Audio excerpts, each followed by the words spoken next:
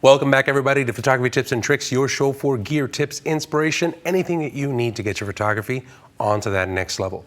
My name is RC, and this week we're going to talk about back focus and how to be able, well, back button focus at least. So we have questions that come in on the internet, right?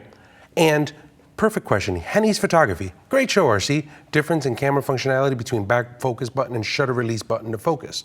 So this is something, here we go. He's right there, Henny's Photography, if you guys want to follow him.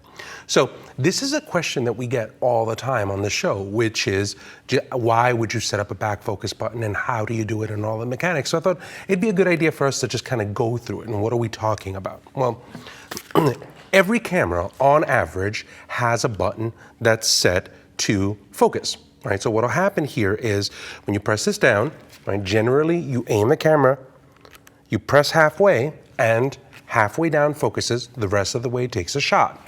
However, there are some cameras that have a button sitting on the back of it. And that button will say either exposure lock or focus lock or something along that line, auto exposure lock, auto focus lock. So by default, that button is usually turned off. Now, that means that every single time that you're using your camera, halfway down, you focus, the rest of the way down, you push a picker. Easy enough. Now, you can turn these on both Nikon and Canon cameras and other cameras. They'll all be able to do it. So I figured, why not start by looking at the cameras and talk about how to be able to do it. And then once we do that, we can then go ahead and start working with why you would want to do it. So this is a 5D Mark III, and on average, the Canon menus would be pretty much the same. So just kind of generally speaking. So we'll do it on the 5D Mark III. I'm going to press the menu button, and inside of the menu, we want to be able to go over to this one section that says display and operation, right? So right here in this one area, bring myself to display and operation, and down here in this one section, you have something called custom controls. Now, once you get to the custom control section, I'm going to hit set, and inside of here, you have a series of buttons that you can set. Now, right now, the way they have it set is this top button, the one that we have here for the trigger, they have that set for autofocus. I'm going to press that one, and you'll see that it says metering and autofocus start. What I want is to make sure that that doesn't do that. So I'm going to rotate my back dial so that it just does a metering start. Click OK. That's fine. Now, you'll see that it says AF on here, right? So my AF on button, I'm going to grab this, and I can have it be metering and autofocus start, auto exposure lock, autofocus stop, focus, lock, or disabled. Leave it at metering and AF start. That's fine. So you don't really have to change it. Now what you've done here is, when you take a look at the camera, right, we'll put the camera to our eye, and you'll see that pressing this top button does nothing. But if you press this back AF button, now it goes and it focuses. So that's how we can do that, and setting that up so that we can use that back button focus for the Canon camera. Now, there are Nikons out there. So let's take a look at how to be able to do this on the Nikon. I'm going to go inside of the menu for the Nikon, and in the Nikon camera, you have a section called Controls, right? It's under the pencil. Click on Controls, and here you have different types of buttons. What do you want to do with the OK button? What do you want to do with the function button? Let's go over to the Assign Auto Exposure Lock, Auto Focus Lock button. That's that button that you have here in the back of the camera. I'm going to click on this, and now here we can have it set so that it does autofocus on, AF on. Click OK, and now once I take this camera, you'll see nothing, nada. But if you use this back button, there it goes. Now it's focusing for you. So you've separated focus plus your shutter in two different types of controls, and they do help you in a variety of different situations. What those situations are, we'll talk to you about when we come right back.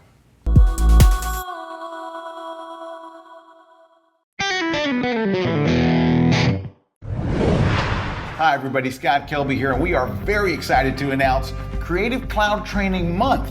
here at Kelby One. Now, with over 1.5 million subscribers to the Adobe Creative Cloud, we wanted to get you some classes to get you up and running as fast as possible.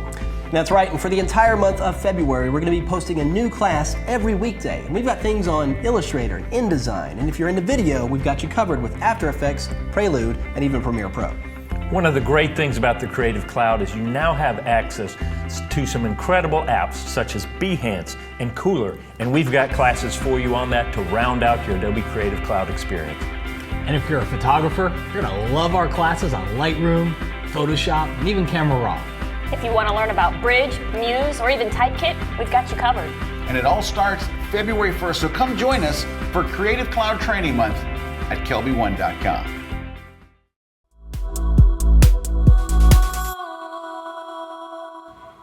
Welcome back to Photography Tips and Tricks RC here. Now, make sure that you go over to the Kelby One site. Kelby One is where we do all of the stuff that we do, and it has a specific subsection here at kelby1.com/live. I'm going to show you how to get to it. Go to kelby1.com. This is where you can see all of our training, right? 24 hours a day, 7 days a week, blah, blah, blah, blah, blah. And if you click on the drop down here, you have Kelby One Live. Those are our live shows, and this is coming to a city near you. You've got people like Scott Kelby, you've got Joe McNally, you've got Ben Wilmore, tons of different people that are coming. Make sure that you go here. Oh, look, I'm on tour. I got some dates. So if you want to see where I am at, you want to see where all of these other people are, make sure you go to kelby1.com/live. Now, prior to the break, we turned around and talked about BackFocus, and we set it up so that we can take our cameras and we can use this button that we have on the back of cameras to be able to focus, right? So that button's gonna let us focus it. And then the shutter button will let us take a picture. Why? What's the important portion of it? Well, think of it this way. I'm gonna give you a couple of different scenarios that you'll kind of keep in mind. Imagine if you want to make a picture of a person, right? So I'm going to go over here and I'm going to switch over to Lightroom, and inside of Lightroom, I'm just going to show you this guy, right? So imagine if I wanted to make a picture of this dude, right? I could move my focus dot over to where he is to take the picture, right? That'd be easy enough. Just move the dot, get it to where it is, press it and fire it. However, more often than not, what will happen with people is that they tend to focus on an area or get into a specific area, hold it, and then recompose. So you'll lock into a specific area, move it, and then shoot the rest of the picture. Or you'll lock it and then you move to try to be able to do the shot. That can get you a bit of a problem, because what will happen is if you don't keep this halfway pressed all the way, what will happen is when you get to that new area, you press again, and that's not going to focus for you. You'll hear the zip, zip, zip, zip, zip, zip, and that will mess you up. So that's one thing that you're gonna run into. If you have something that needs critical focus, right? Let's say perfect example would be macro photography, right? In the last episode, we talked a little bit about macro photography and how to be able to specify spots that we wanna go to. Well, it would be nice for us to be able to have the back button to focus so that we can zoom in on a spot, get it exactly focused, and then we can just focus on using the shutter to do the shot. And there isn't no, well, are you sure it's gonna be able to measure it little by little? In a perfect world, I would probably wanna do it with a remote, but in a pinch, I definitely wanna be able to separate these. Now, the other thing is, if you have a subject that's kind of moving from one point to another point, left to right, if all of a sudden I'm grabbing this and I set a focus, and I'm like, well, they're in the same general plane, right?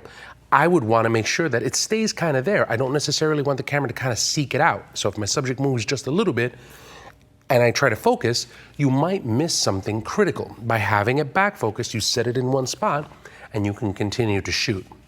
Now, the one that I do, which is kind of a little far off, but stick with me, it'll make sense. I like to try to shoot a lot at night, right? When I shoot a lot at night, this isn't a good shot. Don't worry about it. Come back to me. It's not a good shot, but this is what I do.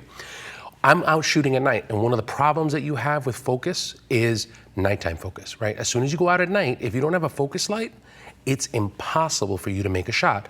You'll sit there, you try to put it on the subject, and it's like zip, zip, zip, zip, zip, zip, and you'll waste a lot of time doing that. So what do? Is I separate my focus and my shutter so that the focus sits in the back. I'll generally grab a focus, right? I have somebody with a flashlight, hit the person with a flashlight, I'll lock a focus. I'm not really looking for 100% of the focus, but at least I have something in the general area. Once I have that in the general area, then I'll start working all of my lights. Now, you'll see here in some of these, I mean, he's not even really all that focused. Like if we were to zoom in, it's actually blurry. And all of these shots are gonna be blurry.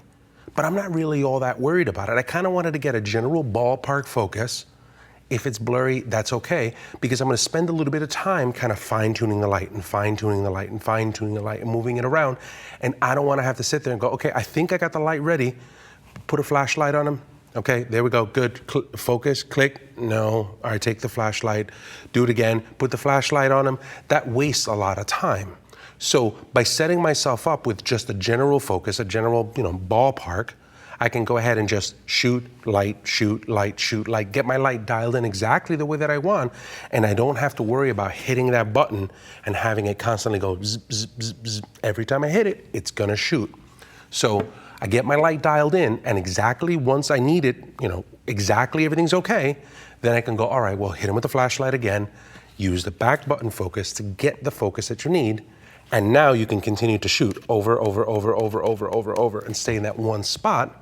The subject stays in that one spot, and then you can wind up with a shot that's gonna be a lot more in focus and has your lights treated a little bit better. So a couple of ideas for you to be able to work with this kind of stuff. If you wanna see more of this, make sure that you go to kelby1.com. We've got tons of stuff on how to be able to light and how to be able to use your camera. You can get up to speed very, very quickly. Now, I have a website that I want you to take a look at. I want you to go over here to Google+, and on the Google+ side, I want you to look for a person named Derek Kind, and it's gonna be a lot easier for you to do it if you just go to plus.google.com/+ Derek Kind. So that'll get you there. Derek's got some great work. He does a lot of landscape type of work, and I really, really dig his post-processing style. So if you take a look at some of these images here, some aurora shots, this is an image that I thought was just beautiful. Right? He's got some phenomenal work, definitely worth celebrating, definitely worth mentioning. Derek Kind is the website that we want to take a look at this week. Now, we have a PeachBit ebook deal. This is what I want you to do. I want you to go to peachbit.com, and at the peachbit.com website, you can just go to /Kelby1. On there, you're going to get 100% Kid by Allison Tyner Jones for 40% off of the ebook. Just make sure you go to peachbit.com /Kelby1, use the code Kelby1. Now, the last thing, the contest. So go to kelby1.com /contest. Easy enough, right? This is where we're gonna collect all of your information, all of the things. This is your show. We wanna be able to hear from you guys. Go to the kelby1.com /contest section. I want you to select the show, photography tips and tricks, put in your name, put in your email, put in your website, and leave us a comment. Tell us what show you watched. Tell us what, I'm watching the back-focusing show. I'm watching whatever show we're working on here. So tell us, enjoy the back-focusing. You could even just put in, episode 52, right? And then tell us what you want to see. Tell us what you don't want to see. Tell us what you think of the show. We'd be more than happy to answer any questions that you have. Our producers are going to pick one person. That person's going to win Creative 52, Weekly Projects to Invigorate Your Photography Portfolio by Lindsay Adler. So if you need a project a week, it's going to be a place for you to do it. I think we're running out of time already. So listen, we'll see you guys back here next week for more inspiration, more gear tips, more reviews on photography tips and tricks. Take care.